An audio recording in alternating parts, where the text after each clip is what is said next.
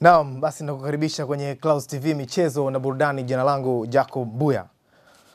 Ule msemo kwamba mbwa mkali kwao umepoteza maana na uhalisia kwa timu ya Ndanda FC inayoshiriki ligi kuu ya soka Tanzania bara baada ya timu hiyo kuwa na mfululizo wa matokeo mabaya katika uwanja wake wa nyumbani maarufu kama Nangwanda Sijaona. Baada ya Ndanda kuwa na mfululizo wa matokeo mabaya katika mchezo kadhaa iliyopigwa na Nangwanda Sijaona, ikiwa ni pamoja na sare ya bao 1-1 dhidi ya Polisi Morogoro jana, mashabiki wa timu hiyo wameuomba uongozi wa timu yao kupambana ili timu iweze kushinda ikiwa nyumbani. Kwa mujibu wa mashabiki wa Ndanda FC, walitegemea kasi waliopanda nayo ligi kuu Tanzania bara msimu uliopita ingeendelea hasa katika michezo yao ya nyumbani, lakini hali imekuwa tofauti. Badala yake wanafungwa wao na kutoa sare mara kwa mara.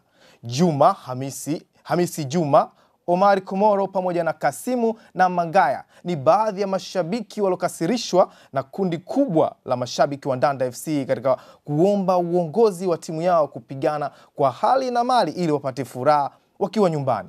Hebu tusikie. Timu yetu wachezaji hawana kosa, wachezaji wanacheza vizuri. Lakini viongozi hatuwaelewi. Yaani kwanza kupanga kwao hawezi. Kupanga wachezaji, kupanga hawana. Kama tuko nyumbani. Timu yenyewe mimi mshabiki kweli wa Ndanda. Nimesafiri nimeenda Morogoro, nimesafiri nimeenda Tanga. Nimesafiri nikaenda Mbeya. Mpaka mchezo unacheza wanasema wanasajili, hakuna cha sajili. Yaani uongozi mbovu. Kwanza wale wachezaji wajituma. Kujulikana timu kama na kapteni. Yaani timu hivyo tu. Kwa safi tu. Timu ndio leo ni safi sana kwa tiketi kushinda.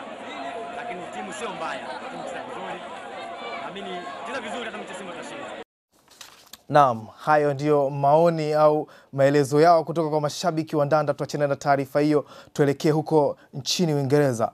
Mabingwa watetezi wa ligi kuu ya soka nchini England, Manchester City, wanakaribia kuongeza makali zaidi katika safu yao ya ushambuliaji kwa kumwongeza mshambuliaji Wilfred Bony, raia wa Ivory Coast anayechezea Swansea City. Klabu ya Swansea City inategemea kujipatia fedha kiasi cha euro milioni 30 kama ada ya uhamisho wa mshambuliaji huyo, huku Bony mwenyewe akitegemea kulipwa fedha kiasi cha euro 100,000 kila wiki kama mshahara wake katika klabu hiyo. Wilfred Bony kwa sasa amekuwa dhahabu kufuatia timu mbalimbali kubwa barani Ulaya kumuhitaji, hasa baada ya kuonesha uwezo wake mkubwa wa kufunga mabao. Mpaka sasa anaongoza msimamo wa ufungaji katika ligi kuu ya soka England akiwa na mabao 20. Hata hivyo, Manchester City wanashughulikia uhamisho wa mchezaji huyo kutoka Swansea City kwenda kwao kwa maarifa na umakini mkubwa, kwa kuwa wanaweza kufungiwa kusajili kama watavunja sheria ya usawa wa matumizi ya fedha, yani Financial Fair Play Rule. Hiyo Financial Fair Play Rule inawaziba watu wengi sana. Tumekumbuka kama klabu nyingi sana zilishawahi kufungiwa hii, kama unakumbuka Barcelona kipindi cha nyuma. Kocha wa Arsenal Mfaransa Arsene Wenger amekanusha uvumi kwamba golikipa wa timu hiyo Wojciech Szczesny ameondolewa kwenye kikosi cha kwanza cha Arsenal baada ya kukutwa akivuta sigara katika vyumba vya kubadilishia nguo.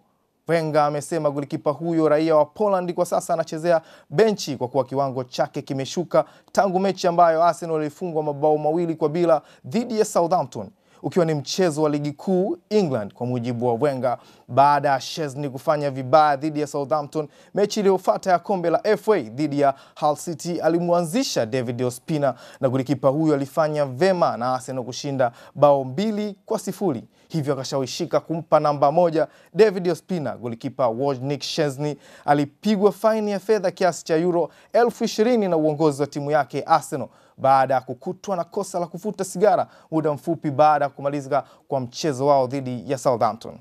Na taarifa hiyo basi inatukamilishia Clouds TV michezo na burudani. Hapa ngoja nikusomee ujumbe uliotutumia hapa studio.